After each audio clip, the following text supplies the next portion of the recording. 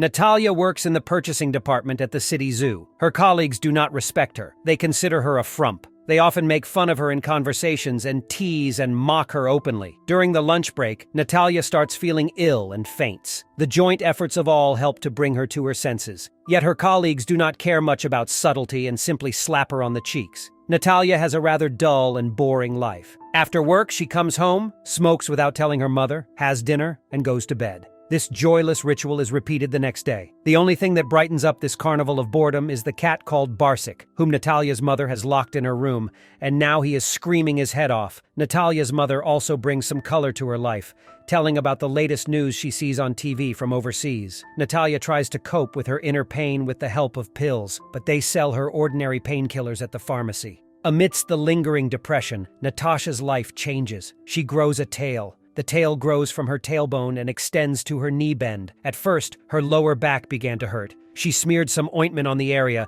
and the next day the tail appeared. Natalya goes to the hospital with this problem. The therapist thoroughly looks through her medical history, conducts an examination, and prescribes an X-ray. Natasha goes to see radiologist Peter, and he turns out to be quite a nice young man. She is ashamed to show him her tail, but when Petya sees it, he is not embarrassed in the slightest. On the contrary, he acts as if he sees patients with a tail like that at least thrice a day. Peter asks Natalya to lie on the couch and not move her tail, and then takes the X-ray. He asks her to come back the next day after work for the results. Natasha persuades him to take the scan quickly, as her tail is bothering her. Natalya goes back to work, feeding the caged animals on the way and talking to them. When she comes into the office, her colleagues are having another meal. They decide to prank Natasha by shoving a couple of dozen rats in her desk drawer. They also put her calculator in there. Natalya didn't enjoy the joke. She got scared and climbed onto the table. In the evening, she learned the latest news of their neighborhood from her mother. It turns out that there is a tailed woman around who is capable of causing a serious illness in a person with just a look. An acquaintance of her neighbor looked her in the eye, and a few days later she discovered that she had cancer. Natasha only laughed at all this gossip because she was sure she did not look anyone in the eye. When Natalya was taking a bath, her tail accidentally got between her legs, and she loved it. She decided to satisfy herself with her tail. The next day, she went to church for communion, but the priest, learning of her affliction,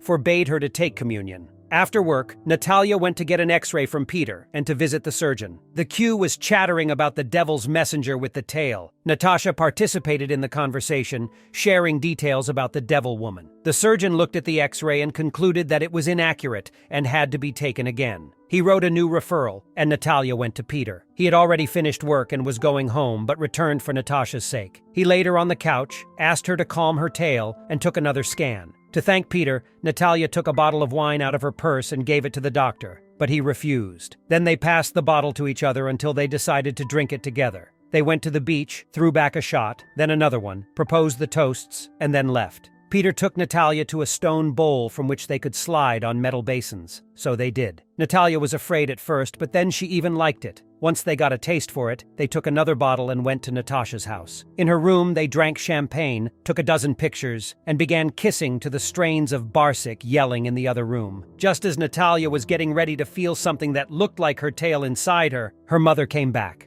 They had to think of something urgently. When the woman entered her daughter's room, Peter was sitting in his hospital gown, pretending to conduct an examination. This incident forced Natalya to take a new look at herself. She went to the stylist to change her hair, bought more youthful clothes, and started to act differently. Before going to work, she cut her skirt and started dancing in front of the mirror in nothing but her underwear, flaunting her tail. When she was in the hospital again, Natalya learned from an old lady in line that the devil woman now had 3 tails and possessed some kind of inhuman strength. Moreover, each of the tails had its own magical function. Peter showed up and led her to the surgeon ahead of the queue, causing indignation among the other patients. The surgeon looked at the scan and realized that it was done badly again. She needs another visit to the radiologist, but Natalya has no intention of having herself X-rayed again. She ditches the treatment and decides to leave her tail since it does not hinder her from living life to the full. Just as her personal life is getting better, her career takes a crack. At another planner, her appearance, behavior, and professional incompetence outraged her boss. In the evening, Peter invited her to a restaurant. He ordered wine, poured it in, and asked Natalya to dance.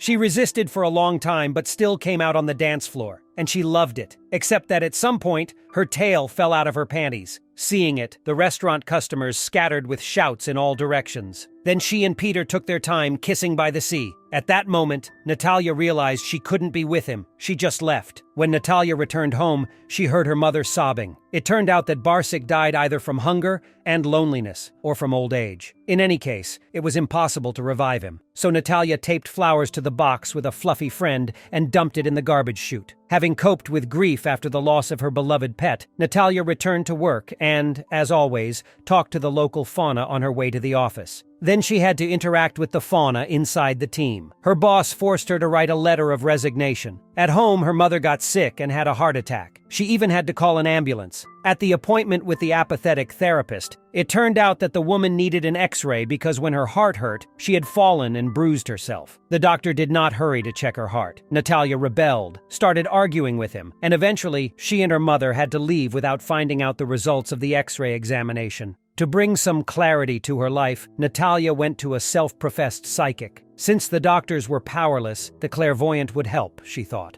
The woman performed a mysterious ritual, which revealed that Peter did have feelings for Natalya. Realizing that she should not have left the radiologist who was in love with her, Natasha went straight to Peter. He welcomed her with joy. He took a bottle of wine and invited his friend to a session of psychotherapy and motivation. And while the woman was setting up a connection with the universe from the stage, Natalya and Peter were drinking wine and laughing with all their might at the presenter. Noticing the couple, the woman kicked them out of the hall. They had to go to a place where the public requirements were not so strict: the zoo. Natasha led her boyfriend through the fire entrance. They looked at the animals and climbed into a vacant cage that had been prepared for a new zoo inhabitant. Here, they decided it was time to get down to business. They started kissing passionately. Peter put Natalya on her knees and got behind her. Yet he did the exact opposite of what Natalya expected. Instead of taking her, he began sucking the tip of her tail. Such a non-standard approach to intimacy did not inspire Natalya, so she took her tail and left. When she came home, she found hundreds of grave crosses on the walls. It turned out that her mother had gone to church, where she was advised to install protection against that tailed beast that makes people disappear and get sick. In addition to the crosses,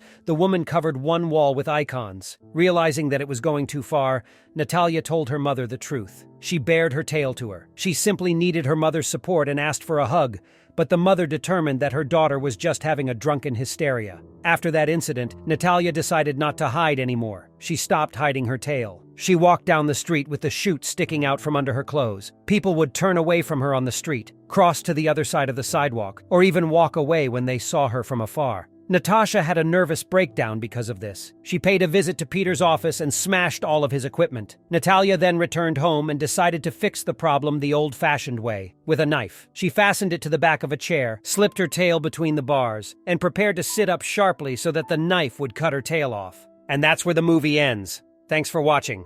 Subscribe to watch more movie recaps videos like this.